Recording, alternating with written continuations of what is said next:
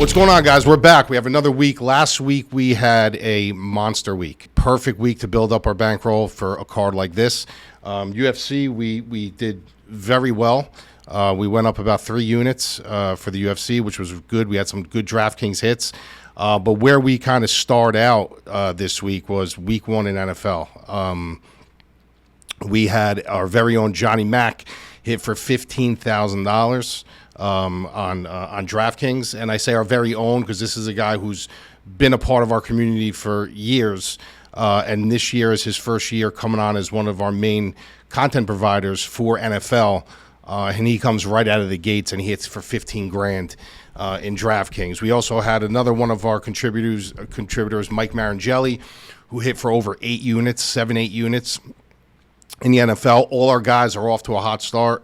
Air Force One, Derek, Siggs, Mikey Tams hit for 750 in DraftKings. So we just had a really, really, really good week. And I can't stress to you guys enough. I told you guys last week that we're giving away our NFL product free with your MMA subscription.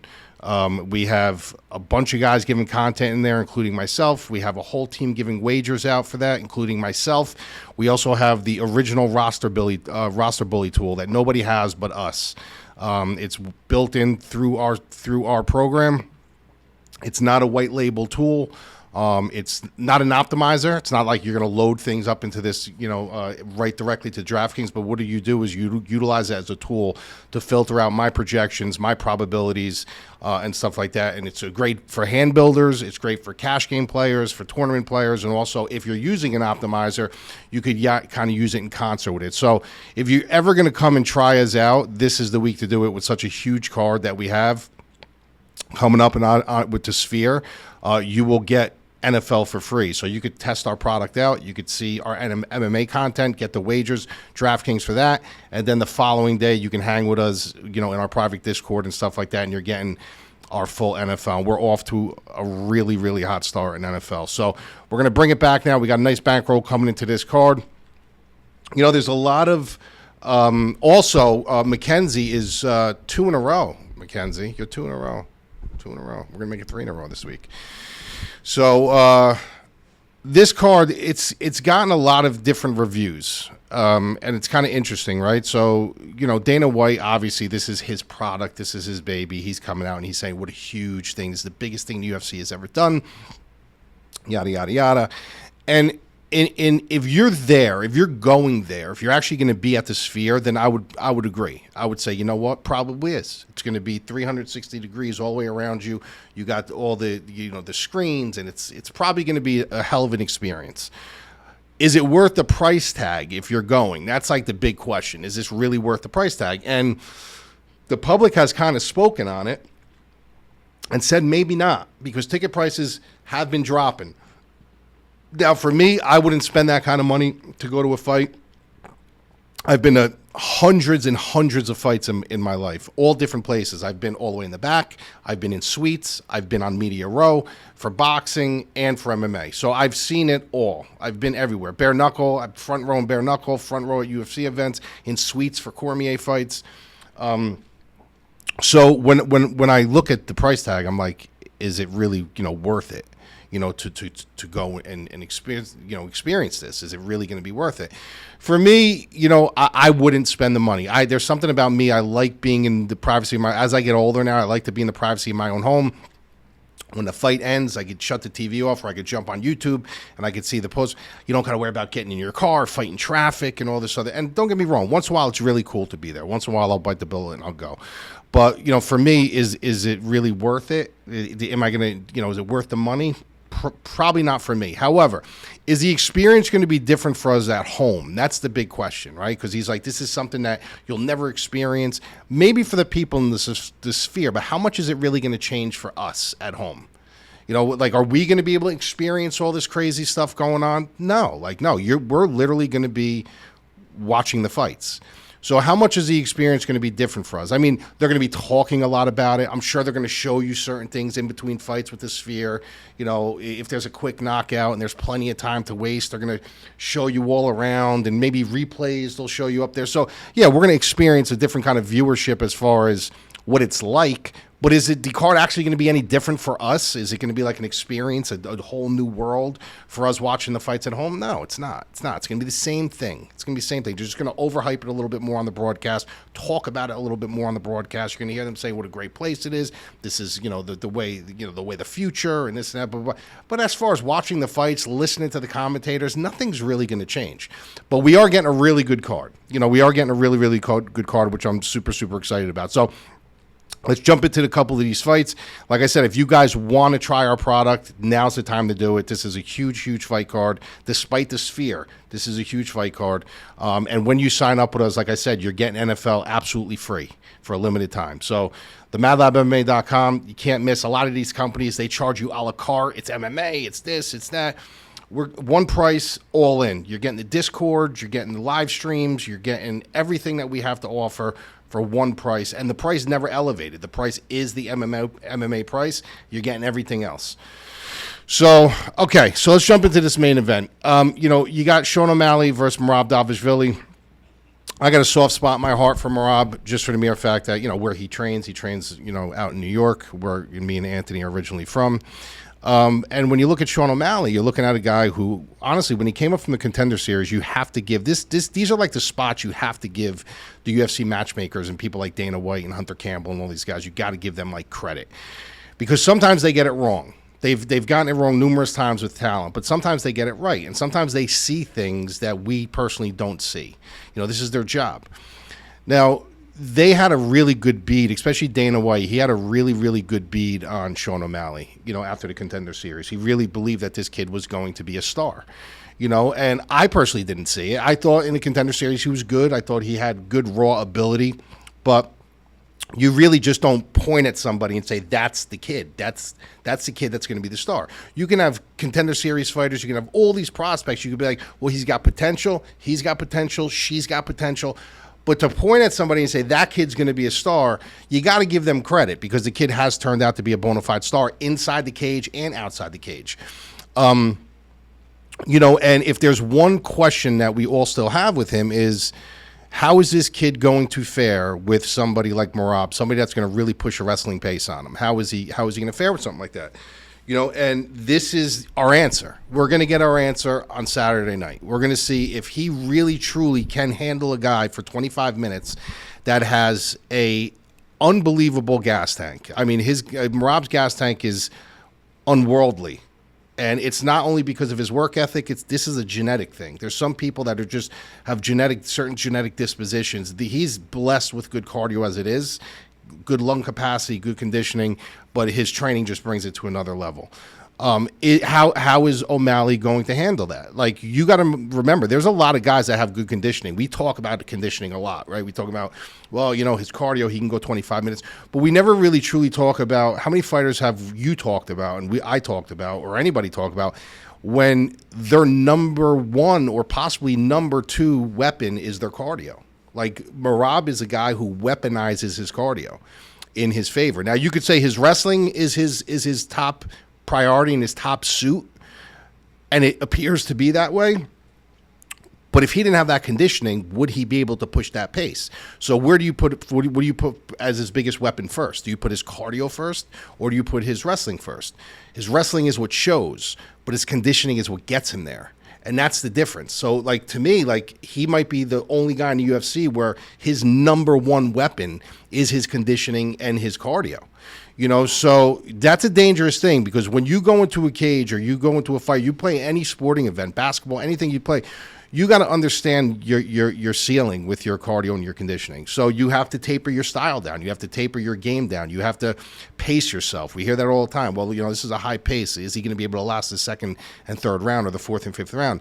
There is no ceiling with Merab. Merab can go all day at whatever pace that he wants to go. Do you know what a feeling that is, to go in there and know I could go 10 rounds if I want to, and I'm not going to get tired? I'm going to continuously push a pace. That's an unbelievable confidence booster going into a fight, knowing that there's nobody that's going to outwork me. I am going to outwork him. I'm going to test his cardio, not test his chin, not test his grappling. I am going to test this guy's conditioning. This guy's going to have to keep up with me. So that's an amazing weapon. Now, The thing I will say about Sean O'Malley is that he's very long, he's rangy, he's got very good sniper ability. So if Merab gets sloppy or Merab takes too many chances, yeah, there's a chance that O'Malley can absolutely clip him. And we've seen, Merab clipped. We've seen them hurt. We've seen him stunned. We've seen him get reckless. And that's where Sean O'Malley can take advantage. Also, when you're dealing with a taller fighter like O'Malley and a shorter fighter with Merab, the wrestling advantage seems like, you'll get it on his hips and you'll be able to get a shot and you'll get a much clearer view, be able to come underneath. But to elevate the fighter with longer legs is hard because they can kind of, here's the ground, they can kind of, touch the ground, they can kind of get their balance. It's hard. You got to elevate them even higher. So Merab's really going to have to work, but there's no concern there because of his ability to weaponize his cardio. So it's really going to boil down to the sign of two tails here. It's going to be, is O'Malley ready for this moment? Like, as far as you're in there, you're with a guy that's constantly going to push you on the back foot. You're going to have to shy back a little bit from your striking. You just can't let your hands go so freely, because if you do, one slip up, he's going to be on your hips. Even if he doesn't take you down, he's just going to be grinding you. So there's going to be a moment in time where Sean O'Malley is going to be, for a large portion of the fight, if he doesn't knock him out or clip him, he's going to have to be fighting defensively. And when you're a rhythm fighter, when you're a timing fighter like Sean O'Malley, where he utilizes his jab, he works off his jab, he works off his range, he puts his feelers out, he sets traps, he sets all these things, it takes a while for you to get into your flow state. If you allow O'Malley to get into the flow state and Merab can't take him down, or Merab decides he wants to strike with him and prove a point, and all of a sudden he hits that switch and he's in the flow state, Merab's probably going to get chewed apart and get knocked out. But the job and the blueprint for Merab should be, you can't let this guy get comfortable. Even if you're not having success with the takedowns, you're not going to get tired. You could just keep pushing forward, push this guy until you push him off a cliff. You keep pushing him and pushing him and pushing him and pushing him. Make him fight defensively. Make him pummel with you. Make him try to jockey for position. Make him do all these things. Anything you possibly could do to keep this guy out of range and not get into that flow state. If Merab does that, I do believe Merab wins this fight. But if Merab goes in there and he actually tries to strike with Sean O'Malley to prove a point, have a dick measuring contest with him, I think it'd be the craziest thing that he possibly can do. He has a clear path to win this fight. Weaponize your cardio, get in close where he's not going to be able to range strike with you, put him in a phone booth, and literally, if you have to boringly grapple him to death and shoot 30 takedowns, 40 takedowns, and maybe just solidify 10 of them, then so be it. This is the championship. This is the championship. They can't take it from you. They can complain about it afterwards. Dana White can complain afterwards and be like, well, all he did was, hump him the whole fight. Who cares? If the judges see that you won the fight, get the belt and go. That's what this is about now, because once you get that belt, the money comes. So, he's got a clear path. And as far as O'Malley, he's going to be the one that's going to have to make the major adjustment. Like, Merab's going to fight Merab's fight. O'Malley's now, he has to fight a guy who's going to push this crazy, crazy pace on him. And he's going to have to find ways to, okay, I got to get him away from me and I got to keep him away from me. So he's the one who's got to kind of fight uphill where Merab is fighting downhill. The whole thing with Merab with the eye and the staph infection and all that stuff, honestly, with the staph infection, it doesn't concern me. It really, really doesn't, because even with staph infection, I think that guy's cardio is unworldly. I don't think it's going to affect him at all. But as far as the cut, yeah, it's something that you shouldn't have done. You should have never posted that picture. That's something that O'Malley's now going to target. But now it's going to be Merab's job to get inside on him and not allow him to utilize that as a target. So I'm not really concerned with what I saw on the internet. I don't concern myself with that stuff. I don't even read into it. I know some of these other free YouTubers and content providers, they see something like that. Oh my God, it's over. It's over. It's done. Look at what he did. They retweet it, and then it turns into news. I don't do that. I don't look into that. I don't subscribe to that. But it's something I personally wouldn't have done. I wouldn't have posted a picture of my eye, But he did, and that's just Merab's personality. It's just who he is. So this is, like I said, it's a tale of two different styles, and it's really, what do you like more? Now I come from a striking background, so I normally would lean on O'Malley in this spot, but I'm not, because I just think that Merab is a different animal.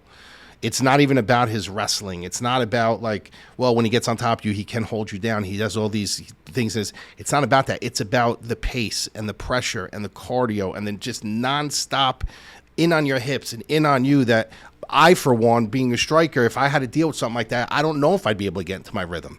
It's like a gnat on you, nonstop, just a gnat on you that you're just constantly trying to shoo away, and then you shoo away for a minute. It's almost like the fight with Kevin Holland when Kevin Holland fought Brunson, and they were on their feet for a couple seconds. He would stun Brunson, and then Brunson, boom, would just take him down. So it's like you can never get into a rhythm. He's a rhythm breaker. And I think that's going to be the telltale sign for me in this fight. That's going to be the tipping point. So I'm going to go Merab here. I don't think he has the ability to finish him. I think O'Malley is tough. I think he is smart enough to put himself in to less dangerous positions on the ground. But I do think he's going to get up and Merab's going to take him, rinse and repeat him. And even if he doesn't rinse and repeat him, he's going to constantly be on his hips, constantly pushing the pace. A lot of this fight can take place on the cage. So I just think it's going to be it's a tough task for O'Malley. I think he's got more adjustments that he has to make when Merab just has to fight his fight and not get caught. So I'm going to go Merab here. I'll go Merab by decision. Next fight, Valentina Shevchenko, Alexa Grasso. This is a fight I've been waiting for. In the first fight, obviously, Alexa Grasso won clear. Even though, Valentina made a mistake. She made a mistake in that fight, and it cost her. The second fight comes around, they fight to a draw. I do not agree with that. I think that Valentina won that fight, even though she made that mistake again at the end. That was Valentina's fight. That should have been 3-2 Valentina, and a lot of people subscribed to that scorecard. They gave it a draw. And the issue the issue I take with that is, you got to wonder if it's also a little bit of Valentina's style. You know what I mean? Because Valentina is the type of person who she's got all the tools. I mean, this girl is a extremely polished striker. She's got not underrated. She has grossly underrated grappling, She's got nasty ground and pound when she's on top of you. She's relentless when she has you hurt. But to get you to that point, sometimes she can lay back on her laurels a little bit. Once she gets you there, she will go in, she will hunt, but a lot of times coming from her background, she's going to point fight you and kind of just stay in the fight. You hit her, she's going to hit you. You hit her, she's going to hit you. And someone like Grasso, you can't do that with. Grasso's got very, very good, clean boxing. She comes from that Mexican background, that Mexican style. She's very tough, very durable. Don't let her pretty face deceive you in any way, shape, or form. But I do think Valentina won that fight. Now, with this fight, I look at it this way. I look at the first fight, yeah, Grasso won, but Valentina was doing very well until she made the mistake, okay? The second fight, I truly believe that Valentina won, which means she made the adjustments. Like, she made the adjustments that she needed to make, and she ended up winning the fight, even though she didn't. I think that she did. So now in the third fight, this is kind of her last hurrah here. Now you got Alexa Grasso, who is peaking right now. She's coming into her own now. She's either now or in the next, in a very foreseeable future, she's going to be in her prime. Where Valentina, she's peaked. She peaked. I wouldn't say she's on the decline, but in the next soon she could start coming down. Now, she's not going to get any faster. She's not going to, get any sharper. The only thing she really could do is take her elite skills and kind of mold the game plan now towards Grasso that will work. And I think the game plan in this fight for her is going to be very different than in previous past. We always looked at Valentina Shevchenko as a striker. This is a girl who had high pedigree striking, utilizes her grappling when she needs it, coming over from Tiger Muay Thai. But I think if she wants to win this fight, because she is 36 now, and you got Grasso, who is a very sharp boxer, very clean boxer. She's got a good chin. You're not just going to knock her down. You're not going to just finish her. I think Valentina's path here is to grapple. I think she has to put grappling first. I think she utilizes her striking, but right out of the gate, this girl goes and she tests her grappling, because she had success when she did, when she was trying to take her down, and she tended to lose traction on her feet when Grasso would stand for long periods of time with her. So I think that she can kind of throw a wrench in the mix here with Grasso and just put grappling first. She's got good conditioning. She's been 5 rounds numerous times. She's fought the best of the best. But put grappling first here. Don't abandon your striking. You're a great striker. You obviously can stand and trade with anybody. But I think putting your grappling first in this situation might benefit her more, because when she does get top control, when she does work her way to mount, when she does start landing elbows and stuff, she is very violent from top position. So if she can create some damage early and show that to the faces of the judges, like she's all cut up or end the round on top, like that's huge. That's honestly huge, especially in a fight like this. But, there are fights that are matched up perfectly where these people are just meant to fight each other. We had it with Gaddy Ward, right? Gaddy and Ward, they had other fights with other people that they were good fights. They either got rolled or they did the rolling. This is like Valentina and Alexa. They could fight 100 times, Alexa and Valentina, 100 times, and it will be a war and close all 100 times. They just match up that well together. I just think Valentina gets her here. I do. I think Valentina gets her here. I think the first fight, like I said, she made a mistake. The second fight, I believe that she won. This fight, I can't see her losing 3 in a row. Not winning, I should say, because it was a draw the second one. But I can't see her not winning 3 straight at least once. At least once. And this could be her last hurrah. You know what I mean? She doesn't win the belt here. Where does she go from here? She's 36. How many more fights does she really have, at her disposal? So I think she gets it done here. I'm going to take Valentina by decision. So in both of the fights, I have Ann New. Next fight, Brian Ortega, Diego Lopes. This was a fight that was supposed to happen. It got canceled. And the thing with me here with Brian Ortega is, where is he mentally? That's really what it boils down to. Where is this guy mentally? He doesn't seem like he's wound together too tight as of late. This guy's been in a lot of wars.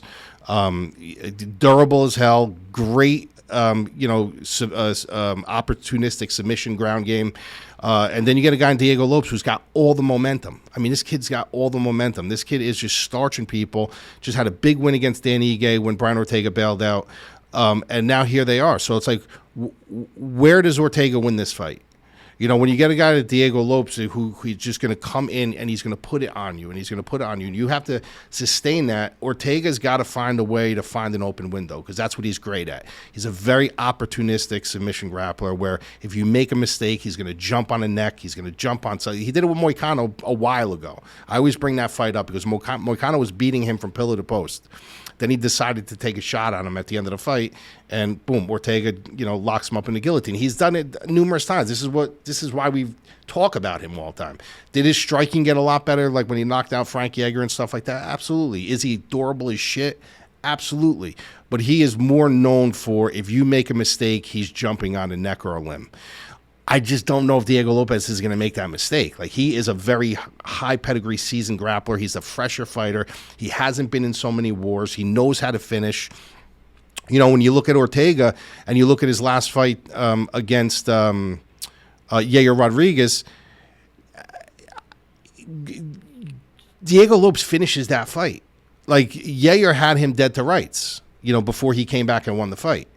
Yair quits. Yair quit. Yair had him dead to rights. He didn't finish him, and then he ends up coming back, and the heart and the grit of Brian Ortega was able to pull him back in that fight. But I don't think you're getting Diego Lopes is a different animal. Like, this dude, if he has you hurt and he smells blood, he's going to finish you. He's not going to let you off the hook. He won't let you off the hook. And if he doesn't, and if you get let off the hook in a round, then you're going to have to deal with him the second round, in the third round. So I just think it's a tall task for Brian Ortega. I think there's just too many question marks. There's no doubt in my mind he can win this fight, because I'll be honest with you, when these guys were supposed to fight the first time, I want to say I did. I don't want to confront, but I want to say I did take Brian Ortega. I thought that he might be able to, put a stop to the train. Now, after seeing what I saw and just some of the things that came out about him and the weight miss, and he just didn't look all there, and I'm not sure how tied together he is, because he's had a history of having some issues. I don't know if he's going to be able to stop a kid like Diego Lopes, who is so pigeonholed. The kid comes from a great camp. He trains with great fighters. He's got good conditioning. He's got good power. He's got good grappling, and there's something to be said about confidence and momentum. So I'm going to go with Diego Lopes here. I'm going to say Diego Lopes I wouldn't be shocked if he finishes Ortega, but Ortega's super tough. So I'm going to go Diego Lopes by decision. Next one, Daniel Zellhuber and Esteban Ribovics. This is a really good fight. Now, I was a little surprised when I saw the line on this fight. And the reason why is because I do believe that Zellhuber he should be the favorite here. Long, rangy fighter, young kid, utilizes his kicks really well, works behind a beautiful, beautiful jab. He's going to have around a 7-8 inch reach advantage in this fight, which is very big for two strikers. So I agree. I was like, okay, well, if he's the favorite, but when I saw that he was a 2-1 odd favorite, I thought that was a little disrespectful to Ribovics. Ribovics is actually a really good fighter. And the reason why I find this so interesting is because as good as Zellhuber is talent-wise, I still kind of question his mental fortitude to get really filthy dirty. Like, what happens when it's time to get really, really, really filthy dirty? Is he going to backpedal? Is he going to try to keep you away from him with his jab? Or is he going to bite down on his mouthpiece and start throwing? Ribovics is a guy who bites down on his mouthpiece, and he's going to come and he's going to throw heat. He's going to do it on land or sea. He's going to throw heat. He's got great body work. He's got good boxing. He had that nasty head kick knockout against Terrence McKinney. Like, he's the one that's going to be moving forward, where Zellhuber is going to be the one who's going to try to dictate the range, utilize his jab, dance around it a little bit. Ribovics is going to be hunting him down. And when you're the shorter fighter, the smaller fighter, it could be a little bit of a task. Sure, when you're dealing with a guy like Zellhuber who utilizes his jab so well, who utilizes a lot of kicks. But once you find your way inside, once you find that path to get inside, he could start digging at the body, and he could start coming upstairs from a lower position, and it could really start to tire out Zellhuber. And Zellhuber can start not folding, but really backing up majority of the fight when Ribovics is hunting him down. Zellhuber hasn't shown the ability to really be a consummate finisher in the UFC. I'm not going to say his entire career, but in the UFC.